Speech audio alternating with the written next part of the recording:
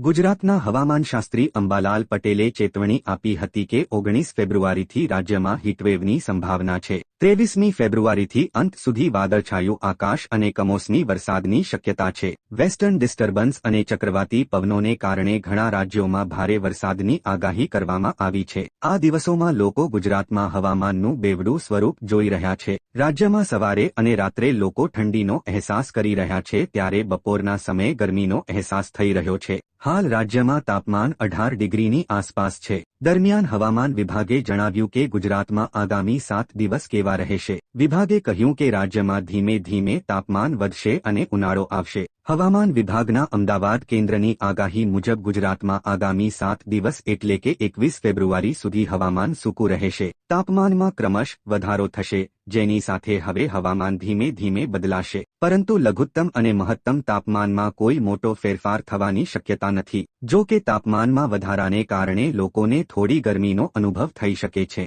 હવામાન વિભાગના જણાવ્યા અનુસાર અમદાવાદ અને તેની આસપાસના વિસ્તારોમાં તાપમાન 17 થી 33 ડિગ્રી વચ્ચે નોંધાયું હતું, જ્યારે રાજ્યમાં પવન ઉત્તર પશ્ચિમથી ઉત્તર તરફ ફૂંકાઈ રહ્યો છે। પવનની દિશા બદલાતા લોકોને હવામાનના બેવડા ફટકાનો સામનો કરવો પડી રહ્યો છે। ગુજરાતમાં અત્યારે તાપમાનમાં વધારો થઈ રહ્યો છે ત્યારે ઠંડી ધીમે ધીમે વિદાય તરફ આગળ વધી રહી છે। ફેબ્રુઆરી મહિનો પણ અડધો થઈ ગયો છે અને હવે ધીમે ધીમે શિયાળો પણ અંત તરફ વધી રહ્યો છે। જો કે ગુજરાતમાં 2 ડિગ્રી જેટલું તાપમાન નીચે ઉતર્યું હતું। આવી સ્થિતિમાં હવામાન વિભાગે આગામી 3 દિવસ બાદ હજી પણ 2 ડિગ્રી સુધી તાપમાન વધવાની શક્યતા દર્શાવી।